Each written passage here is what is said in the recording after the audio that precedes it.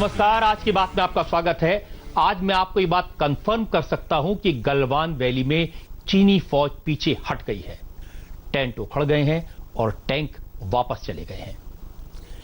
यह भी पता चला है कि हॉट स्प्रिंग और गोगरा में डिसएंगेजमेंट यानी पीछे हटने का जो प्रोसेस शुरू हुआ था वो कुछ ही दिनों में पूरा हो जाएगा। चीन ने अपने बनाए स्ट्रक्चर अपने आप तोड़ दिए हैं, उसका काम लगातार जारी है। लेकिन इंटरेस्टिंग बात यह है कि चीन अपने सरकारी मीडिया के जरिए विक्टिम बनने की कोशिश कर रहा है। अपनी जनता को और दुनिया को यह दिखाना चाहता है कि जंग का माहौल भारत ने बनाया। आज जो रिपोर्ट मैं आपको दिखाऊंगा उसमें आपको पहली बार चीन के टीवी का डिस्कशन देखने को मिलेगा। चीन की तरफ से जो तस्वीरें जारी की जा रही हैं वो देखने को मिलेंगी। पहली बार मई के महीने के वीडियो उस एक्चुअल पोजीशन से देखने को मिलेंगे जहां पर भारतीय फौज आपको दिखाई देगी। यह वीडियो दिखाकर, भारत के हेलीपैड दिखाकर और स्ट्रक्चर दिखाकर वहां का टीवी चैनल यह कहते सुनाई दिया कि भारत विस्तारवादी है, यानी भारत अपनी सरहद को बढ़ाना चाहता और चीन की सीमा में घुस गया था। अब जरा सोचिए, जिस चीन का 23 मुल्कों के साथ एक्सपेंशन को लेकर बॉर्डर डिस्प्यूट चल रहा है, उसने कहा गलवान में जो स्ट्रक्चर दिखाई दिए वो भारत की फौज के हैं। चीन की शिकायतें आपको गिनवा देता हूं जो उसके ऑफिशियल चैनल सीसीटीवी पर दिखाई दे रही हैं, सुनाई दे रही हैं। वो कह रहे हैं भारी संख्या में भारत की फौज पहुंच गई, भारत के प्रधानमंत्री जवानों का हौसला बढ़ाने के लिए सरहद पर चले गए, हमारे ऐप्स बंद कर दिए, ट्रेड पर रोक लगा दी, अमेरिका से दोस्ती कर ली, रूस से हथियार ले लिए। अब चीन ये सब क्यों कह रहा है, इसका मतलब क्या है, ये मैं आपको समझाऊंगा, डिटेल में बात करेंगे इसके बारे में। लेकिन पहले ये रिपोर्ट देखिए जिससे आपको पता चलेगा कि चीन का इरादा क्या था और अब चीन का दिखावा क्या है। इसमें आपको चीनी मीडिया में भारतीय एयरफोर्स के फाइटर जेट्स की तस्वीरें दिखाई देंगी, हमारे राफेल भी दिखेंगे, हमारे MiG-29 भी दिखेंगे। चीन ने ब्रह्मोस मिसाइल भी दिखाई और हमारे टैंक भी दिखाए, आप भी देखिए। 印度总理莫迪明确指出，中方没有人进入印度领土，也没有印度的哨所设施被拆除。 दूसरों की जमीन हड़पने वाला चीन अब दुनिया को दिखाने के लिए रो रहा है, घड़ियाली आंसू बहा रहा है। लेकिन चीन का ये डर अच्छा है। 其不是为了战争目的。 चीन पहली बार खौफ में दिख रहा है। चीन के डर का इससे बड़ा सबूत और क्या हो सकता है। जिस तरह की डिबेट अब तक पाकिस्तानी टीवी चैनलों पर हुआ करती थी, उसी तरह की चर्चा अब चीन के टीवी चैनलों पर होने लगी है। पिछले 60 दिनों से चाइनीज चैनल्स में गलवान विवाद का कोई जिक्र नहीं था। चीन ने अभी तक गलवान में मारे गए चीनी सैनिकों की फिगर्स तक जारी नहीं की, लेकिन अब चीन के सरकारी टेलीविजन चैनल पर भारतीय विमानों की तस्वीरें, उसका वीडियो दिखाया गया। चीन ने हमारे राफेल दिखाए, MiG-29 लड़ाकू विमान दिखाए, आकाश मिसाइल का वीडियो अपलोड किया, ब्रह्मोस मिसाइल की तस्वीरें जारी की, सरहद पर तैनात भीष्म टैंक की तस्वीरें, रडार सिस्टम के वीडियो भी चर्चा में शामिल किए। उनके बारे में डिटेल में डिस्कशन हुआ। भारतीय सेना, वायुसेना और नौसेना की ताकत से चीन कितना डरा है, इसका अंदाजा आप लगा सकते हैं। 的恃强举动，印度经济时报。 चीन की तरफ से कहा गया कि Bharat line of actual control पर आक्रामक हो रहा है। भारत खुद ही एग्रेसिव पोस्चरिंग कर रहा है, यानी चीन के चेहरे पर हिंदुस्तान का डर चस्पा था। Lieutenant general PJS Pannu Chinese समझते हैं। उन्होंने बताया कि चीन के CCTV 4 चैनल की ये डिबेट किन किन मुद्दों पर थी, कौन कौन से सवाल पूछे गए। कुछ उसने 5-6 सवाल पूछे हैं और फिर उसके ये 5-6 सवालों के ऊपर ही उनकी डिस्कशन चलती है। सबसे पहला सवाल तो उसने ये पूछा है कि गलवान घाटी में जो ये घटना हुई है उसका कौन जिम्मेवार है। दूसरा उन्होंने ये पूछा है कि ये दोकला में भी जून में हुआ था और अभी गलवान घाटी भी जून में हुई है, इसकी वारदात, तो ये जून का महीना क्यों सिलेक्ट किया जाता है। तीसरी बात उन्होंने पूछी है कि हिंदुस्तान हथियार क्यों खरीद रहा है दूसरे देशों से अभी। इसके बाद चाइना के सरकारी CCTV चैनल ने गलवान वैली का वीडियो रिलीज किया। इसमें भारत का हेलीपैड दिखाया। गलवान के वीडियो में भारत का पुल भी नजर आया। चीन के अखबारों में डिफेंस मिनिस्टर राजनाथ सिंह के रूस के दौरे की फोटो लगाई गई। कहा गया कि भारत चीन के खिलाफ भारी तादाद में मिलिट्री इक्विपमेंट्स खरीद रहा है। पहली बार चीन के चैनलों में गलवान को लेकर बहस हुई। ये बहस कई घंटों तक चली। इसी डिबेट में चाइना के सीसीटीवी चैनल ने प्रधानमंत्री नरेंद्र मोदी के लेह में फॉरवर्ड बेस के दौरे की भी बात की। उन्होंने जिक्र किया है स्पेशल रिप्रेजेंटेटिव्स की मीटिंग के बारे में, जहां पे चाइना के फॉरेन मिनिस्टर मिस्टर वांगी की बातचीत हुई है हमारे एनएसए अजीत डोवाल साहब के साथ, और फिर उन्होंने चाइनीज ऐप्स के बारे में बात की है और हमारे प्रधानमंत्री साहब की जो विजिट हुई थी लद्दाख में उसके ऊपर भी टिप्पणी की है। चर्चा की गई कि प्रधानमंत्री नरेंद्र मोदी के दौरे के बाद से भारत ने सरहद पर एग्रेसिव पोस्चरिंग की है। प्राइम मिनिस्टर की विजिट के बाद इंडियन आर्मी को फ्री हैंड मिल गया। चीन ने गलवान के मुद्दे पर दुनिया को दिखाने के लिए विक्टिम कार्ड खेलने की कोशिश की। प्रधानमंत्री नरेंद्र मोदी सीमा पर जाकर सैनिकों से मिले। ये पूरी दुनिया ने देखा, कोई छुपी बात तो है नहीं। अपने सैनिकों का हौसला बढ़ाना, फ्रंट से लीड करना, ये एक मजबूत लीडर की पहचान है। और इसमें बुरा क्या है? अगर इससे चीन को दिक्कत है तो हो। चीन की बात सही है कि प्रधानमंत्री नरेंद्र मोदी ने सेना को खुली छूट दी थी। फौज के अफसरों से साफ साफ कह दिया गया था कि सिचुएशन देखकर वक्त और मौके के हिसाब से वो सही फैसला ले। दिल्ली से ऑर्डर मिलने का इंतजार ना करें। सरकार पूरी तरह फौज के साथ है और इसमें कोई बुराई नहीं है। भारत की आर्मी एक प्रोफेशनल आर्मी है, वो अपना काम जानती है। लेकिन चीन ये कह रहा है कि उसके ऊपर तो सिर्फ इल्जाम लगा, गलवान में ब्रिज और रोड तो भारत की सेना ने बनाया। चीन कह रहा है कि हिंदुस्तान के फौजियों ने वहां पर हेलीपैड बनाया। चीन की बात सही है, गलत नहीं है, लेकिन चीन ने आधा सच बताया। हमारी फौज का मकसद नो मैन्स लैंड पर कब्जा करना नहीं था, चीन की सीमा में घुसना नहीं था, बल्कि हमारे इलाके में घुसने की कोशिश करने वाले चाइनीज फौजियों को पीछे भेजना था। और जब चीन ने भारत से तैयारी देखी तो वापस लौटना ही मुनासिब समझा और अब अपनी नाकामी को छुपाने के लिए भारत पर एग्रेशन का इल्जाम लगा रहा है। यह भी देखिए।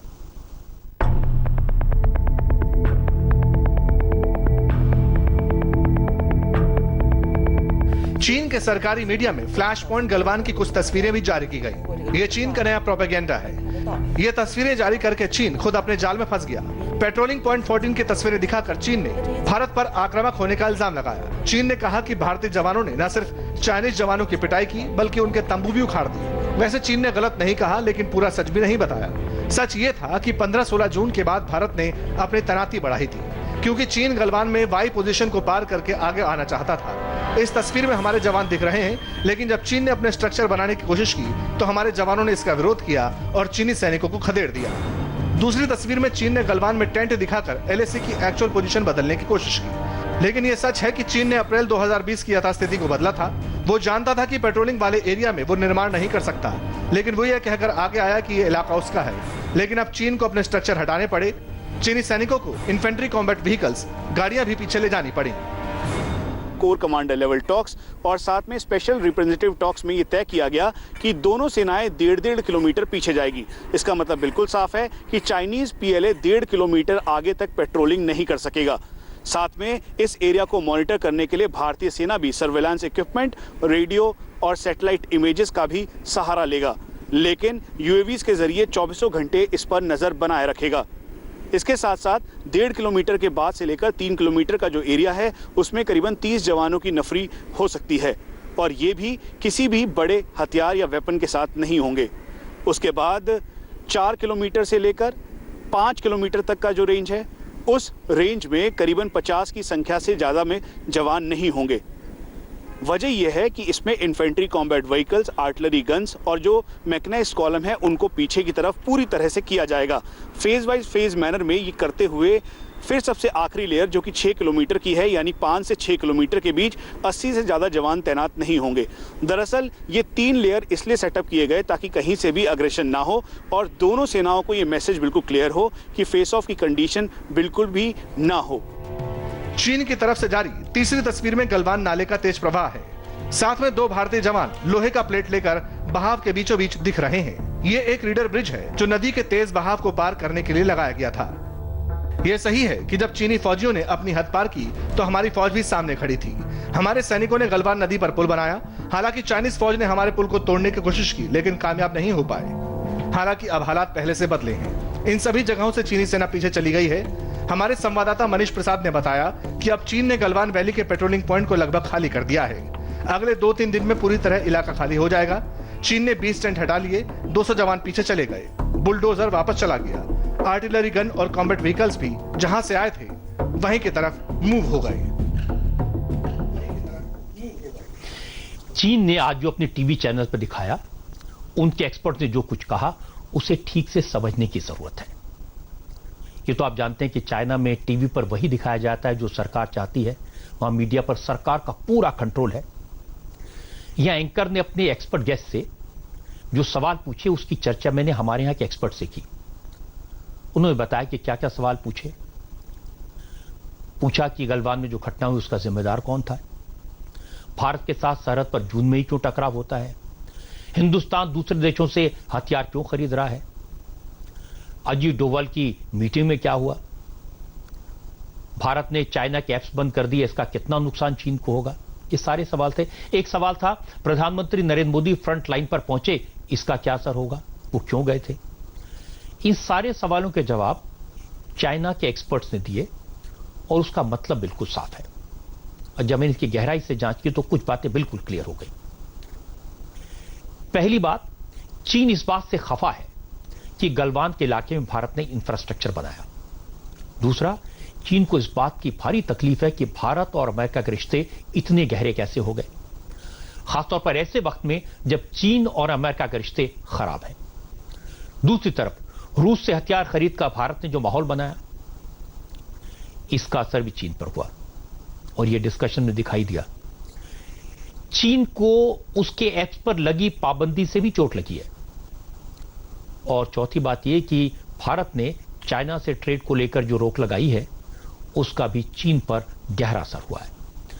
और इसके बाद चीन को सबसे ज्यादा परेशानी इस बात से हुई कि नरेंद्र मोदी ने, भारत के प्रधानमंत्री ने फ्रंट लाइन पर जाकर अपने जवानों का हौसला बुलंद किया। इन सब बातों का चीन का अपना इंटरप्रिटेशन है, यह दिखाने का कि कैसे भारत उसे परेशान कर रहा है। लेकिन यह प्रोपेगेंडा है। असली मतलब तो यह है कि इन्हीं सारी बातों से परेशान होकर या कहें कि घबराकर चीन ने अपनी फौज को पीछे बुलाने का फैसला किया। यह नरेंद्र मोदी की डिप्लोमेसी की, वॉर प्रिपरेशन की और फ्रंट फुट पर खेलने की और हिम्मत दिखाने की नीति का नतीजा है। इसीलिए पहली बार चीन डरकर पीछे हुआ। लेकिन अब एम्बैरेसमेंट तो है, उसको छुपाने के लिए अपने आप को विक्टिम बता रहा है। हालांकि चीन की सब चालबाजी काम नहीं आएगी, क्योंकि भारत के पास अब चीन की हर चाल का, उसकी हर चतुराई का जवाब है। चीन ये ना सोचे कि फिलहाल उसकी फौज पीछे हट गई है, तब हिंदुस्तान की फौज जरा रिलैक्स हो जाएगी और जब वो आराम से होंगे तो फिर चीन पलटवार करेगा। ये चीन की फितरत है। लेकिन अगर इस बार चीन ने ऐसा किया तो उसे भूखी खानी पड़ेगी, क्योंकि लद्दाख के फॉर्डर एयरबेस पर मौजूद हमारे संवाददाता अमित पालित ये बता रहे हैं कि हमारी आर्मी और हमारी एयरफोर्स पूरी तरह मुस्तैद है। इंडिया टीवी के संवाददाता अमित पालित 24 घंटे इन सब पर नजर रखते हैं और चीन की हरकतों पर भी नजर रखते हैं और हमारी फौज भी चीन की हरकतों पर नजर रख रही है।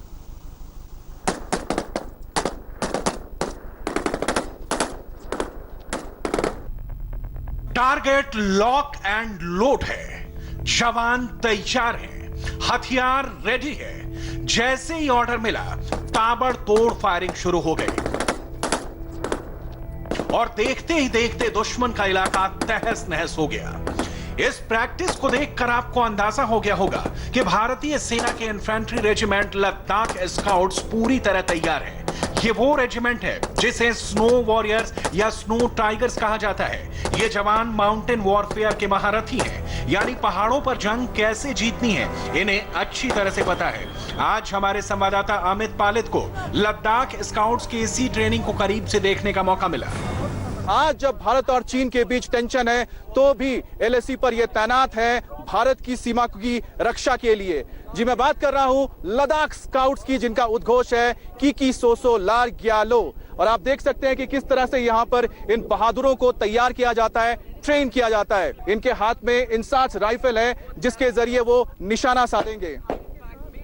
तो आप सुन सकते हैं ये गोलियों की जो गड़गड़ाहट है, गोलियों की जो आवाज है, ये आवाज दुश्मन के होश उड़ा देते हैं, दुश्मन के दांत खट्टे कर देते हैं। तो आप मेरे पीछे ये लाइव फायरिंग देख रहे हैं। लद्दाख स्काउट्स के जो ट्रेनी जवान हैं यहां पर तैयार हो रहे हैं।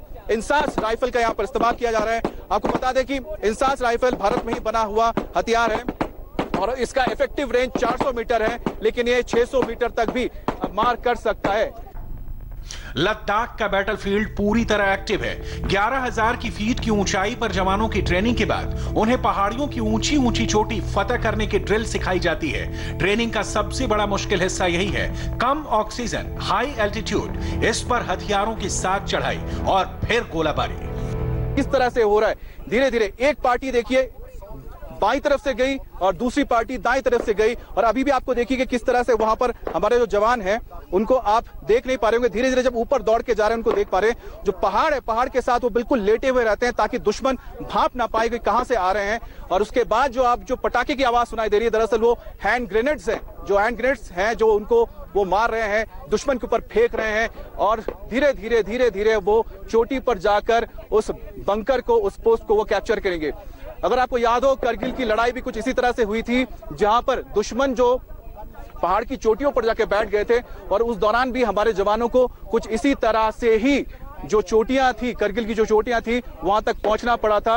और आप देखिए कितनी फुर्ती है इनके अंदर कि किस तरह से दौड़ते हुए ऊपर तक पहुंच जा रहे हैं। एक टीम बाएं तरफ से जा रही है, दूसरी टीम दाएं तरफ से जा रही है, तो दो टीम एंगेज होती है ताकि एक टीम दुश्मन को एंगेज करके रखे, उन पर फायरिंग लगातार करते रहते हैं। स्काउट्स का दरअसल मतलब ये होता है कि जो जाते हैं, जाकर दुश्मन के इलाके को भांपते हैं, फिर जाके उसके बताते हैं। आप देखिए पोस्ट कैप्चर हो चुका है, वो देखिए पोस्ट कैप्चर कर लिया गया है और वहां से देखिए हमारे जो जवान है उन्होंने जाकर उस पोस्ट पर अपना कब्जा कर लिया है। और यहाँ पर वो एक तिरंगा भी लहराएंगे जो ये बताता है कि उनका जो मिशन था वो पूरा हुआ, उनका लक्ष्य पूरा हुआ। स्काउट इस काम में माहिर है, वो इसी तरह से जाते हैं और पहाड़ियों पर जहां पर जो हमारी दुश्मन जहां पर छुपे होते हैं उनके बारे में पता कर लेते हैं और इसकी जानकारी हमारी सेना को दी जाती है, फिर जाके इस तरह से कैप्चर किया जा रहा है। लद्दाख स्काउट्स का उद्देश्य यही है कि हमारी ऊंची ऊंची चोटियों की किसी भी कीमत पर हिफाजत करें। हमारी सबसे ऊंची चौकियों पर अगर दुश्मन ने नापाक नजर डाली तो उसे तुरंत जवाबी कार्रवाई से ढेर कर दें। अमित पालित ने बताया कि दिन रात चौकसी हो रही है, जवान 24 घंटे अलर्ट मोड में हैं, एक्सरसाइज हो रही है, इंफ्रास्ट्रक्चर तैयार हो रहा है, सड़कें भी बन रही हैं और पुल भी बन रहे हैं, कुछ नहीं रुका है। और सबसे बड़ी बात है कि दिन के उजाले में तो नजर रखना आसान है, लेकिन रात के अंधेरे में चाइनीज आर्मी किसी तरह की गड़बड़ ना करे, इस पर फाइटर जेट्स और जंगी हेलीकॉप्टर के जरिए नजर रखी जा रही है। मिग-29 और चिनूक हेलीकॉप्टर रात के अंधेरे में हिमालय की ऊंची ऊंची चोटियों के बीच गहरी खाइयों में भी चीन की हर हरकत पर आसमान से नजर रखे हुए हैं।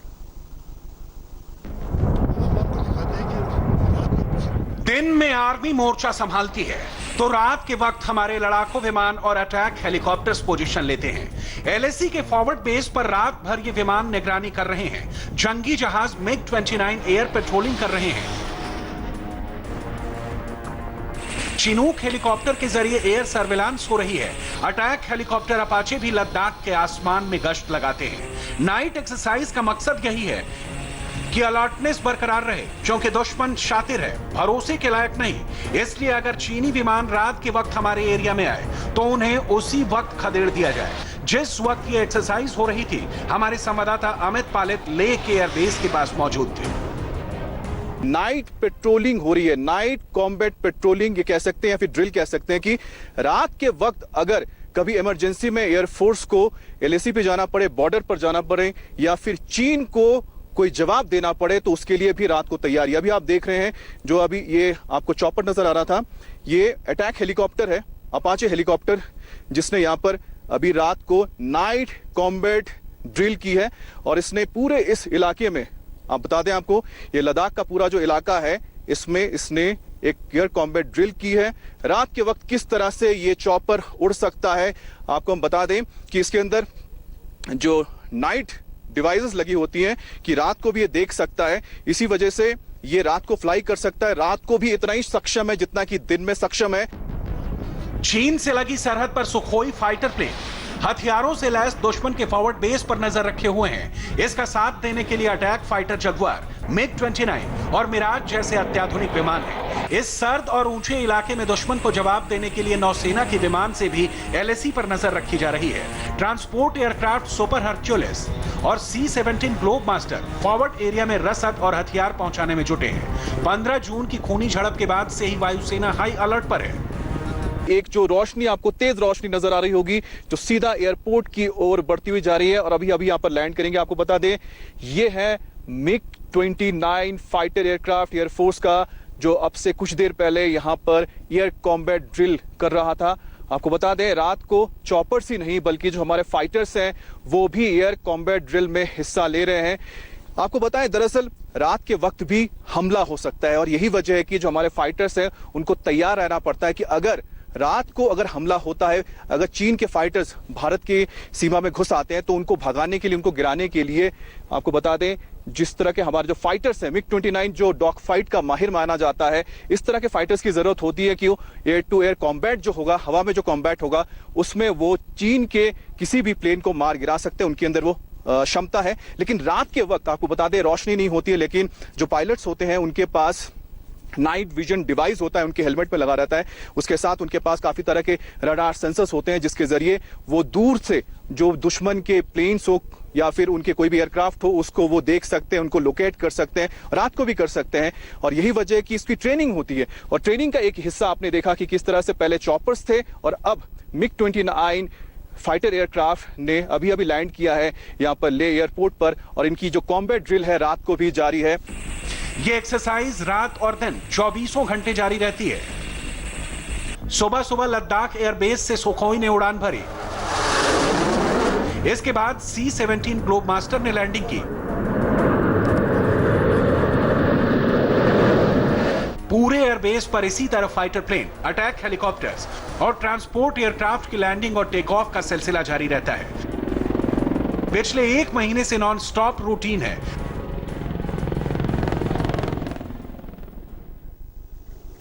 जिस तरह भारत की फौज 24 घंटे अलर्ट है, आसमान पर और जमीन पर नजर रखती है। इंडिया टीवी के संवाददाता अमित पाली लद्दाख में और मनीष प्रसाद दिल्ली में बैठकर 24 घंटे जागते हैं, एक एक हरकत पर नजर रखते हैं ताकि सही खबरें आपको सही वक्त पर पहुंचाई जा सके। और बहुत इन दोनों ने मिलकर कई सारी खबरें चाइना को लेकर ब्रेक की हैं। और आज मनीष प्रसाद मुझे बता रहे थे कि चीन के मामले में भारत दूध का जला है और एक बार नहीं कई बार जला है। वो बता रहे थे चारों तरफ चर्चा है। 1962 में चीन की फौज पहले गलवान वैली से वापस लौटी थी, हमने चीन पर भरोसा किया था, उसकी खबरें छपी थी, वो अखबार जगह जगह सर्कुलेट हो रहा है क्योंकि चीन ने पीठ में छुरा घोंपा था, वॉर छेड़ दी थी, पलटवार किया था। लेकिन अब वक्त बदल गया है, भारत बदल गया है, इसलिए चीन की हर चाल का जवाब देने की पूरी तैयारी है। चीन की नई चाल क्या है यह मैं आपको बताता हूं। चीन ने पैंगोंग त्सो इलाके में एक ऐसे रडार तैयार किए हैं जो लोगों पर नजर रख सकते हैं, हमारी फौज पर नजर रख सकते हैं। चीन ने लोकल लोगों की रैकी करने के लिए रिक्रूट कर लिया है ताकि हमारे जवानों के मूवमेंट पर नजर रखी जा सके। इसके अलावा चाइना ने अपने 73 एविएशन ब्रिगेड के साथ एक्सरसाइज की है। हालांकि हमारी सेना भी चीन की हर हरकत पर नजर रखे हुए है। चीन जितनी गड़बड़ करेगा उसे उतना ही नुकसान होगा। चीन को समझ लेना चाहिए कि नरेंद्र मोदी ने दुनिया को अब चीन को काबू करने का रास्ता दिखा दिया है। अब तो अमेरिका ने भी साफ कर दिया कि वो चाइनीज ऐप्स को बैन करने पर विचार कर रहा है। अमेरिका के secretary of state Mike Pompeo ने कहा कि ट्रंप प्रशासन टिकटॉक समेत कई चाइनीज ऐप्स पर बैन लगा सकता है। नेशनल सिक्योरिटी को देखते हुए ऐसा फैसला लेना पड़ेगा। भारत में 59 चाइनीज ऐप्स पर बैन लगा तो चीन को 3,71,000 करोड़ का नुकसान हो चुका है। अगर अमेरिका ने भी ऐसे कदम उठाए तो चीन का क्या हाल होगा इसका अंदाजा लगा सकते हैं। अमेरिका भारत से सीख रहा है, चीन को सबक सिखा रहा है और पूरी दुनिया में नरेंद्र मोदी की कूटनीति और रणनीति की तारीफ हो रही है। चीन खुद कह रहा है कि उसकी फौज गलवान से लौट गई है, लेकिन हमारे यहां कुछ लोग हैं, उनमें एक राहुल गांधी हैं, उन्हें न चीन की बात पर यकीन है न अपनी सरकार की बात पर। वो रोज की तरह आज फिर सवाल पूछने के लिए मैदान में आ गए। सुबह उठते ही ट्वीट कर दिया, उसमें उन्होंने भारतीय विदेश मंत्रालय और चीनी विदेश मंत्रालयों के बयान की कॉपी पोस्ट की और सरकार से पूछा कि सरकार ने चीन को विवाद से पहले की स्थिति कायम रखने को क्यों नहीं कहा। यानी राहुल कह रहे हैं कि चीन ने हमारी जमीन पर कब्जा कर लिया, चीन अपनी पुरानी पोजीशन पर नहीं लौटा है, लेकिन चीन खुद कह रहा है कि उसकी फौज लौट गई है। चीन खुद को विक्टिम बता रहा है। इसकी तस्वीरें मैंने आपको दिखाई, इसके सबूत मैंने आपको दिखाए, लेकिन राहुल गांधी और उनकी पार्टी के कई नेता जिस तरह का बयान दे रहे हैं, उसका फायदा दुश्मन उठाते हैं। पाकिस्तान में आजकल कांग्रेस के नेताओं के ट्वीट्स का हवाला देकर प्रधानमंत्री के लेह दौरे का मजाक उड़ाया जा रहा है। गलवान में घायल जवानों से मिलने पहुंचे मोदी की तस्वीरों को फर्जी बताया जा रहा है और पाकिस्तानी एंकर ये कहते सुनाई दिए, ये सब दावे वो नहीं, भारत के लोग कर रहे हैं, कांग्रेस के नेता कर रहे हैं और वो मोदी के दौरे पर सवाल उठा रहे हैं। भारतीय फौज ने मोदी को मामू बना दिया, ना ड्रिप, ना दवा, ना कोई जख्मी फौजी। क्या मोदी ने लद्दाख में जाली अस्पताल का दौरा किया? सोशल मीडिया पर भारतीय शहरियों के दरमियान बहस छिड़ गई। मोदी भाई एमबीबीएस भारत में ट्विटर पर मकबूल ट्रेंड बन गया। कांग्रेस रहनुमाओं ने इसे मज़ाक़खेज़ तशहीरी मुहिम और भोंडा टोपी ड्रामा करार दे दिया। एक सारिफ ने लिखा, कुछ तस्वीर के लिए अस्पताल का नकली सेटअप तैयार करवाया गया, किराए के अदाकारों को बिठा दिया गया। मोदी पहले कहते रहे कि चीनी फौज भारतीय हुदूद में दाखिल ना हो सकी, अब जख्मी फौजियों के साथ तस्वीरें खिंचवा रहे हैं। राहुल गांधी को और उनके साथियों को, कांग्रेस के नेताओं की तस्वीरें देखनी चाहिए। सिर्फ एक टीवी चैनल पर नहीं, पाकिस्तान के ज्यादातर न्यूज चैनल्स कांग्रेस के लोगों की बातों को उठाकर भारत के प्रधानमंत्री का और भारत की फौज का मजाक उड़ा रहे हैं। ये अच्छी बात नहीं है। राहुल के सवालों के बाद सोशल मीडिया में होने वाली चर्चाओं को पाकिस्तान के एक और न्यूज चैनल एयरवाई न्यूज ने कैसे दिखाया, ये एक और एग्जाम्पल आप देखिए। तस्वीर जारी होती हैं, फुटेज जारी होती है कि नरेंद्र मोदी साहब जो हैं वो अगले मोर्चों का दौरा कर रहे हैं और बताया गया कि वो लद्दाख और लेह ये इन इलाकों में फिर रहे हैं और हॉस्पिटल भी गए। और बाकी तो छोड़ें, ये एक हॉस्पिटल की तस्वीर है, ये ज़रा देख लें कि ये एक ही तरह के टोपियाँ जिनकी मरीज़ों की, एक ही तरह के कपड़े और एक ही तरह के स्टाइल में बैठे हैं। पाकिस्तान के चैनल इस बात को क्यों मानेंगे कि इन्हीं जगहों पर पहले भारत के चीफ ऑफ आर्मी स्टाफ भी गए थे, वो भी सैनिकों से इसी जगह पर मिले थे। इन सैनिकों को इस जगह क्यों रखा जा रहा है, ये भी भारत की फौज ने बता दिया। लेकिन सोचने वाली बात है कि हमारे प्रधानमंत्री सैनिकों से मिलने हॉस्पिटल जाएं या सरहद पर जवानों का हौसला बढ़ाएं, जोश बढ़ाएं, इससे पाकिस्तान का क्या लेना देना। लेकिन फिर भी राहुल गांधी ने पाकिस्तान को मौका दिया भारत के खिलाफ बोलने का, लेकिन कई बार राहुल गांधी बुरी तरह गलत साबित हुए। एक उदाहरण आज मेरे सामने आया। राहुल गांधी ने कहा था कि गलवान में जिस टकराव में हमारे 20 जवान शहीद हुए, वहां हमारे जवान हथियार लेकर नहीं गए थे, निहत्थे थे। राहुल ने असल में यह दिखाने की कोशिश की थी जैसे सरकार ने हमारे बहादुर फौजियों को बिना हथियार के भेज दिया। लेकिन आज चाइना ने अपनी मीडिया में जो रिपोर्ट दिखाई, उसमें साफ साफ कहा कि भारत के जवान अनआर्म नहीं थे, वो हथियारों से लैस थे। राहुल गांधी को हमारी सरकार की बात पर भरोसा नहीं है, लेकिन चीन ने कहा तो मान लेना चाहिए।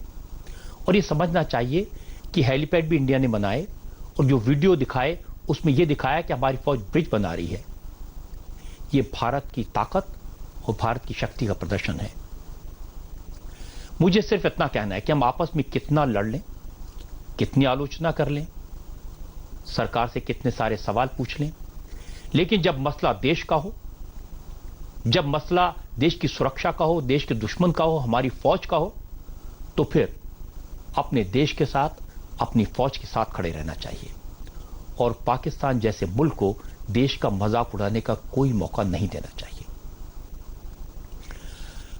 अब आगे की बात करते हैं। उस अपराधी की बात है जिसने 8 पुलिस वालों की हत्या की।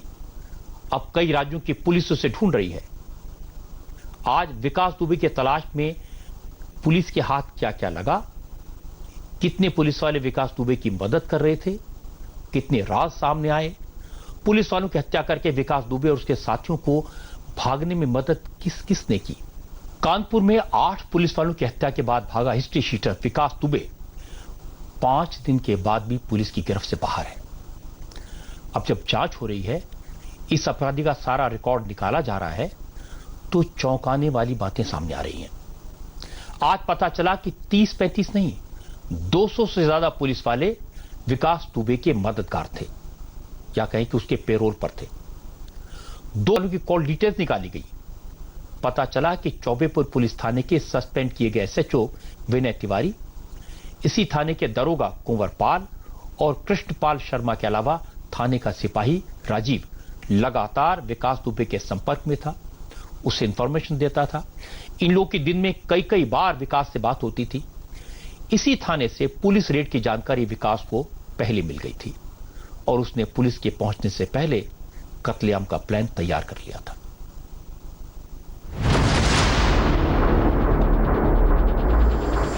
पुलिस ने जब विकास दुबे के खबरियों की पड़ताल शुरू की तो 200 पुलिस वाले ही शक के दायरे में आ गए। ऐसे संकेत मिले कि एक दो नहीं, कई थानों में विकास दुबे का सिक्का चलता था। पुलिस वाले ही उसके मददगार थे।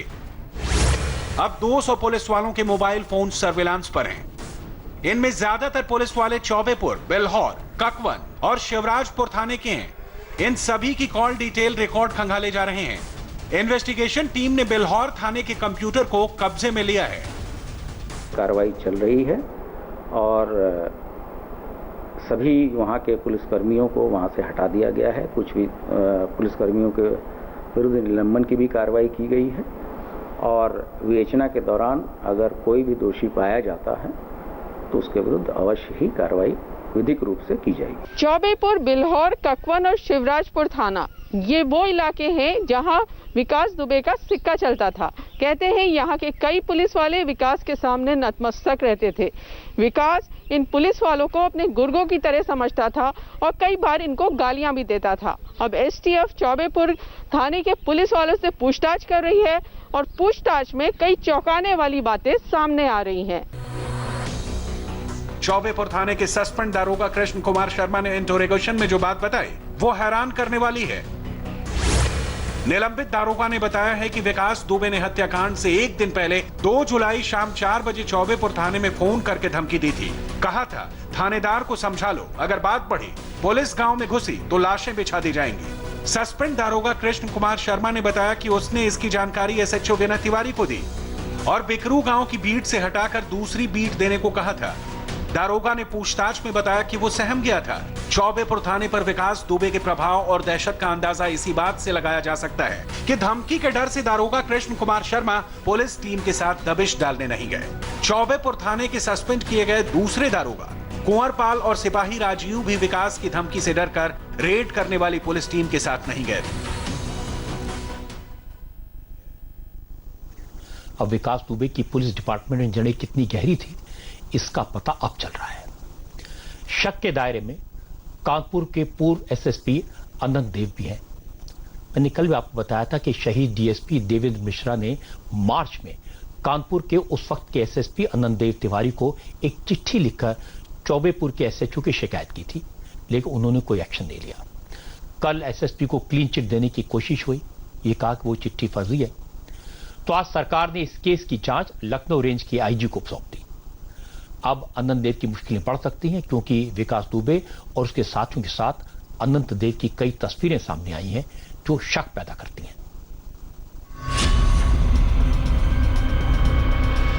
शहीद डीएसपी देवेंद्र मिश्रा की इस चिट्ठी से कानपुर के पूर्व एसएसपी अनंत देव तिवारी जांच के दायरे में आ गए हैं। असल में कल ये सफाई आई कि शहीद डीएसपी ने कानपुर के तत्कालीन एसएसपी को चिट्ठी लिखी थी, लेकिन ये चिट्ठी एसएसपी को नहीं दी थी, इसलिए एसएसपी के संज्ञान में इस तरह की कोई बात नहीं आई। इस तरह की खबर आने के बाद अब इस मामले की जांच लखनऊ रेंज की आईजी लक्ष्मी सिंह को दी गई है। आज आईजी लक्ष्मी सिंह टीम के साथ बिल्हौर थाने पहुंची। पुलिस ये जानने की कोशिश कर रही है कि डीएसपी की चिट्ठी के बाद भी तब के एसएसपी ने एक्शन क्यों नहीं लिया। क्या पूर्व एसएसपी अनंत देव तिवारी के भी विकास दुबे से कोई रिश्ते रहे हैं? इन सवालों के बीच विकास दुबे के करीबी जय वाजपेयी की कुछ तस्वीरें आनंद देव तिवारी के साथ सामने आई हैं, जिससे आनंद देव तिवारी पर शक और गहरा गया है। अगर कोई एप्लीकेशन था या कोई उनकी रिपोर्ट थी, वो किस दिन जारी हुई और सभी पहलुओं को विचार करते हुए वो रिपोर्ट देंगी, उस पर आगे की कार्रवाई की जाएगी। विकास दुबे और पुलिस के गठजोड़ को लेकर एक के बाद एक और चौंकाने वाली जानकारी आई है। गांव वालों का कहना है कि जब कोई झगड़ा या जमीन का विवाद होता था, गांव के लोग पुलिस के पास जाते थे तो पुलिस ही गांव वालों को थाने से विकास दुबे के पास भेज देती थी। विवाद की जांच के लिए भी पुलिस को विकास दुबे से इजाजत लेनी पड़ती थी। बिकरू गांव से जुड़ा कोई भी मामला हो, शिकायत मिलने पर बीट दरोगा और सिपाही इसके लिए पहले विकास से परमिशन लेते थे। विकास के कहने पर ही यहाँ मुकदमा दर्ज होता था। पूरे इलाके में विकास का सिक्का चलता था। अपने घर के बाहर विकास अदालत लगाता था, जिसे वो पंचायत कहता था, और गांव वालों की जो भी मुसीबत होती थी, जो भी तकलीफ होती थी, जो भी झगड़ा होता था, विकास उस पंचायत में सुलझाता था। और जो विकास का ऑर्डर होता था वो सबको मानना पड़ता था। अगर कोई नहीं मानता तो उसकी पिटाई की जाती थी। किसी का फैसला हुआ तो उसका फैसला निपटाने के लिए एक दूसरे को समझा देते थे, नहीं मानता था कोई तो फिर उसको मारते थे। अरे डंडा लाठी से मारते थे, मगुए कम मारते थे, उनके जो थे बॉडीगार्ड वही ज्यादा मारते थे। आतंक था, हर तरह का आतंक था। ये दहशत थी बात। कैसा आतंक? मतलब कोई उसकी मर्जी से कोई वैसा काम नहीं कर सकता है। हर काम नहीं की मर्जी से हो सकता, अपनी मर्जी से नहीं कर सकता। हाँ। आम लोग की ऐसी बातें सुनकर हैरानी होती है। असल में अपराध की दुनिया में विकास दुबे एक जाना माना नाम बना 2001 में बीजेपी के नेता संतोष शुक्ला की थाने में हत्या करके। आज संतोष शुक्ला के भाई ने कहा कि जिस वक्त शिवली थाने में उत्तर प्रदेश के दर्जा प्राप्त मंत्री संतोष शुक्ला का मर्डर हुआ, उस वक्त थाने में 5 सब इंस्पेक्टर और 25 पुलिस वाले मौजूद थे, लेकिन सभी पुलिस वाले मुकर गए। किसी ने विकास दुबे के खिलाफ गवाही नहीं दी। विकास दुबे इस सनसनीखेज हत्याकांड से बरी हो गया। अगर उसी वक्त इस अपराधी को सजा मिलती तो आज ये दिन न देखना पड़ता।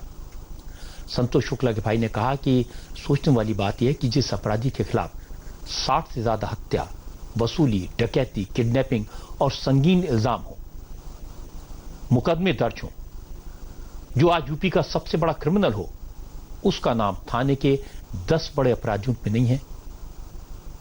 इससे अंदाजा होता है कि विकास दुबे के सामने पुलिस ने किस तरह से सरेंडर किया हुआ था। लल्लन के ऊपर हमला किया था। लल्लन का टेलीफोन आया, भैया कानपुर से गए। जैसे थाने पहुंचे तब तक इसको ये मालूम चला कि संतोष शुक्ला थाने आ गए, तो ये इसने लल्लन को छोड़ा और थाने में आ गया अपने मैं साथियों के, और ताबड़तोड़ गोली चलाई, की हत्या कर दी और फरार हो गया। पुलिस ने उनको जो है सबको गवाह बनाया, 2500 सिपाहियों को और 5 एसआई को। लेकिन जब न्यायालय में मुकदमा चला, मुकदमा के दौरान एक भी सिपाही और एक भी एसआई ने गवाही नहीं दी, सब होस्टाइल कर। और जब वो सब होस्टाइल हो गए तो मैं अकेले गवाही था उसमें। न्यायालय ने क्या कारण रहा, क्या स्थितियां रही, उसको बरी कर दिया 2006 में। अपराध की, खलनायक की, इस तरह की कहानियां हम फिल्मों में देखते हैं, लेकिन वो असली जिंदगी है। और यह बात सही है कि अगर अपराधी विकास दुबे के खिलाफ 20 साल पहले एक्शन हुआ होता तो यह हालात न बनते। और जब पुलिस वाले ही अपराधी के मददगार बन जाएं तो फिर कौन रोकेगा। अब लगता है कि विकास दुबे के पापों का खाड़ा भर चुका है। पुलिस उसके हर ठिकाने पर पहुंच रही है, पुलिस उसके हर साथी को पकड़ रही है। वो जहां कहीं भी है उसे पकड़कर कानून के हवाले करने की हर संभव कोशिश हो रही है। अब तक जो जांच हुई उसमें कई चौंकाने वाले खुलासे हुए हैं। पुलिस ने जय वाजपेयी नाम के शख्स को पकड़ा। ये विकास दुबे का राजदार है। ये शख्स 8 साल पहले 4000 रुपए महीने की नौकरी करता था। आज उसके पास 50 करोड़ से ज्यादा की प्रॉपर्टी है और सारी संपत्ति विकास दुबे की मदद से हासिल की गई। पुलिस को शक है इसी ने विकास दुबे को भगाने में मदद की।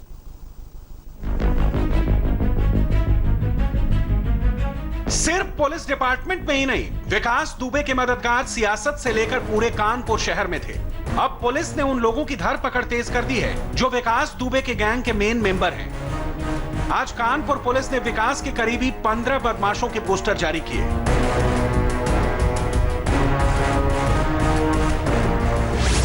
विकास दुबे चौबेपुर और बिठूर इलाके में विवादित जमीनों की खरीद फरोख्त करता था।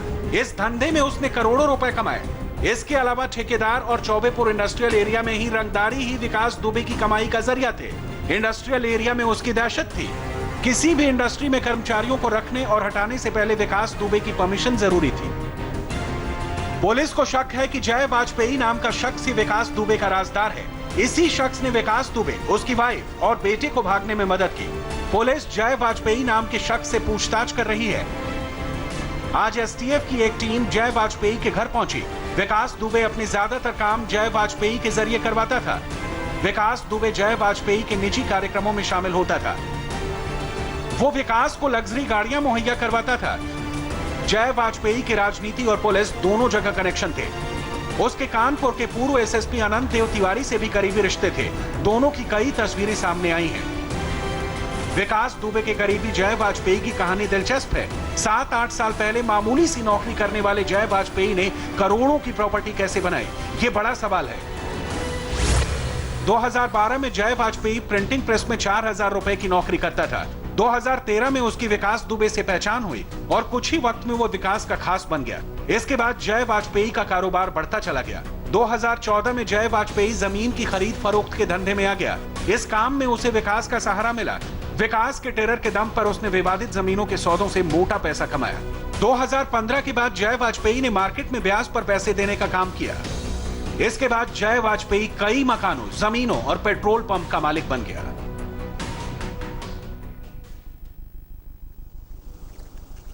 हर दिन विकास दुबे के बारे में नई नई कहानियां सामने आ रही हैं।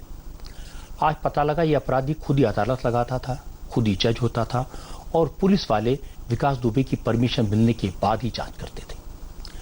जिस शख्स की धमकी से डर कर थाने के पुलिस वाले रेड करने न जाए, अपने साथियों के आने की जानकारी और वो पूरा प्लान अपराधी को बता दे, इससे ज्यादा शर्म की बात क्या हो सकती। विकास दुबे पकड़ा तो जाएगा, नहीं पकड़ा जाएगा तो मारा जाएगा, उसका यही अंजाम है।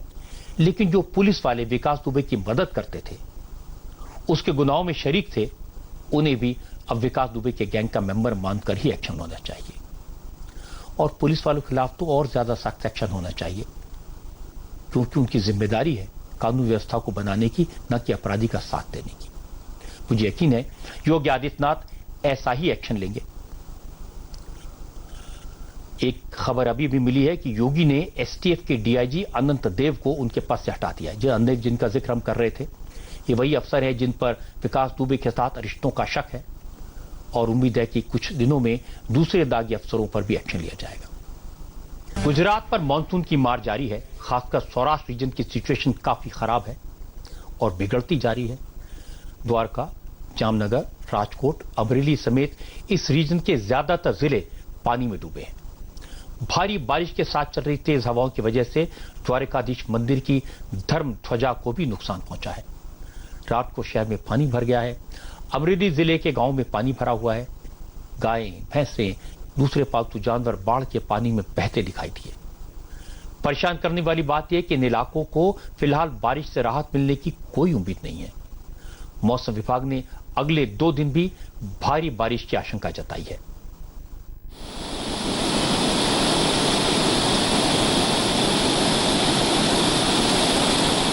महज 2 दिन की बारिश ने गुजरात का क्या हाल कर दिया, इसकी गवाही दे रही हैं ये तस्वीरें। इंसान ही क्या, भगवान के घर पर भी मौसम की मार दिख रही है। ये जो आप टूटा हुआ ध्वज दंड देख रहे हैं, वो 4 धामों में से एक द्वारकाधीश मंदिर का ध्वज दंड है।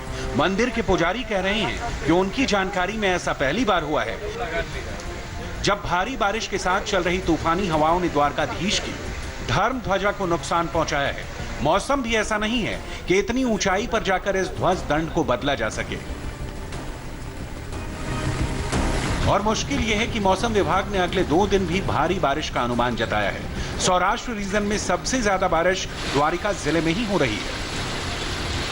And because of this low pressure area, हम आज भी एक्सपेक्ट करेंगे कि सौराष्ट्र में, खास करके सौराष्ट्र का जो डिस्ट्रिक्ट है, like your Dwarka, then Jamnagar और कच्छ में एक्सट्रीम हेवी रेनफॉल होने का संभावना है। And heavy to very heavy rainfall हम एक्सपेक्ट करेंगे भावनगर, अमरेली, गिर सोमनाथ, जूनागढ़, राजकोट, देन मोरबी, ये सब जगह में हम heavy to very heavy rainfall expect करेंगे। बाढ़ का कहर सिर्फ द्वारकाधीश मंदिर पर नहीं हुआ है। आसपास के इलाकों के ज्यादातर मंदिर पानी में समा गए हैं। मंदिरों का सिर्फ गुंबद दिख रहा है।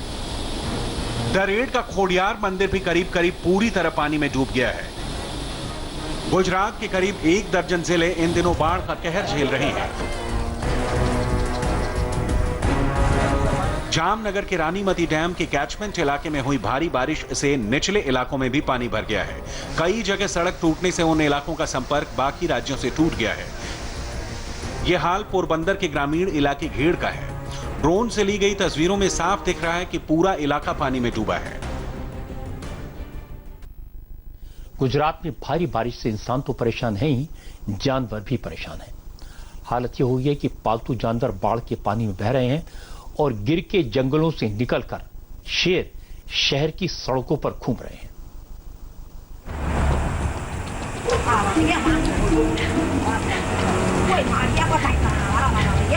लगातार हो रही बारिश के कहर से कोई नहीं बच पाया है। जानवर भी अपनी जान बचाने के लिए सुरक्षित जगह ढूंढ रहे हैं, ऊंचाई वाले इलाकों में जा रहे हैं।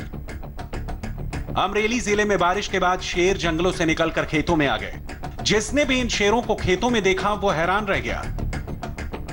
आमतौर पर गिर के आसपास के इलाकों में शेरों का दिखना बड़ी बात नहीं है, लेकिन बाढ़ से बचने के लिए जब शेर गांव के आसपास आ जाते हैं तो खतरा बढ़ जाता है। चारों तरफ पानी भरा होने के कारण जंगलों में शेरों को शिकार नहीं मिल रहा, इसलिए खाने की तलाश में शेर शहर तक पहुंच गए हैं।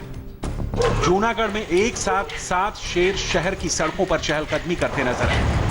जिस वक्त ये शेर सड़क पर टहल रहे थे उस वक्त भी बारिश हो रही थी। सोचिए, रात के वक्त अगर अचानक किसी के सामने शेरों का झुंड आ जाए तो क्या हाल होगा, इसका अंदाजा लगाया जा सकता है। लेकिन शहर के कुत्तों ने शोर मचाकर इंसानों को भी खतरे से आगाह कर दिया।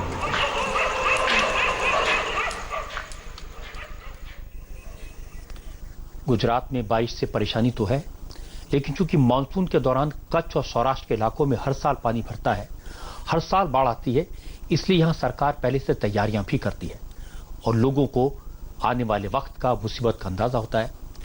इसलिए भारी बारिश और बाढ़ के बाद भी जान माल का नुकसान कम होता है। लेकिन इस बार महाराष्ट्र में, खासकर मुंबई में, मानसून बड़ी मुसीबत लेकर आया है। एक तरफ कोरोना की महामारी की झेल और दूसरी तरफ बारिश की मार, ये दोनों झेल रही मुंबई की तस्वीर मैं आपको दिखाऊंगा ब्रेक के बाद। आपको कोरोना का अपडेट दे देता हूं। इस वक्त देश में कोरोना के मरीजों की संख्या 7,25,000 को पार कर गई है। कल से आज सुबह तक देश भर में 22,252 नए मरीज सामने आए। दिल्ली में मरीजों की संख्या 1,02,000 हो गई। दूसरे नंबर पर मुंबई है। मुंबई में मरीजों की फिगर 90,000 के करीब है। लेकिन मुंबई में हालात दिल्ली से ज्यादा खराब है, क्योंकि मुंबई में कोरोना के साथ साथ मानसून की बारिश एक बड़ी मुसीबत बन गई है। मौसम की वजह से बीमारियां बढ़ रही हैं, कोरोना वायरस को फैलने में मदद मिल रही है, ऊपर से हॉस्पिटल में जगह कम है। डोंबिवली के सरकारी हॉस्पिटल की तस्वीर को देखकर आपको अंदाजा होगा कि हालात कैसे हैं। इस हॉस्पिटल में मरीज लगातार आ रहे हैं और बेड्स हैं नहीं। जिन मरीजों की हालत बहुत ज्यादा खराब नहीं है वो भी हॉस्पिटल से बाहर नहीं बैठ सकते, क्योंकि बाहर बारिश है। इसलिए अस्पताल में तैनात डॉक्टर्स ने हॉस्पिटल की गैलरी को ही वार्ड में तब्दील कर दिया है। गैलरी में ही बैठकर मरीजों का इलाज शुरू कर दिया है। जिसे ऑक्सीजन की जरूरत है उसे वहीं पर ऑक्सीजन लगा दी गई है, जिसे ड्रिप की जरूरत है उसे भी ड्रिप दी गई। बेड भले ही कम हो, लेकिन डॉक्टर्स मरीजों की सेवा करने में पूरी तरह से लगे हैं। इस सरकारी हॉस्पिटल के डॉक्टर्स की तारीफ करनी चाहिए। इस सरकारी हॉस्पिटल के डॉक्टर्स की तारीफ तो करूंगा, क्योंकि सरकारी सिस्टम पर हमेशा सवाल उठते हैं। इस सरकारी हॉस्पिटल के डॉक्टर्स की तारीफ करनी चाहिए। इस सरकारी हॉस्पिटल के डॉक्टर्स की तारीफ तो करूंगा, क्योंकि सरकारी सिस्टम पर हमेशा सवाल उठते हैं। कई बार कमियां होती हैं। हम भी कमियों को उजागर करते हैं, लेकिन सरकारी हॉस्पिटल के डॉक्टर्स अगर अच्छा काम कर रहे हैं, अपनी जिम्मेदारी निभा रहे हैं, तो उनकी तारीफ तो होनी चाहिए। आज की बात में मैंने आपको दिखाया कि प्रधानमंत्री नरेंद्र मोदी की कूटनीति और रणनीति के सामने कैसे चीन को घुटने टेकने पड़े। लेकिन इसका एक आफ्टर इफेक्ट यह हुआ कि मोदी अब उन 21 देशों के लिए मिसाल बन गए हैं जिनका चीन के साथ बॉर्डर डिस्प्यूट है। इनमें से कई देश चीन के खिलाफ आवाज उठाने लगे हैं। इस पर हमने एक डिटेल्ड रिपोर्ट तैयार की है। यह रिपोर्ट आप दिखाएंगे सौरभ शर्मा।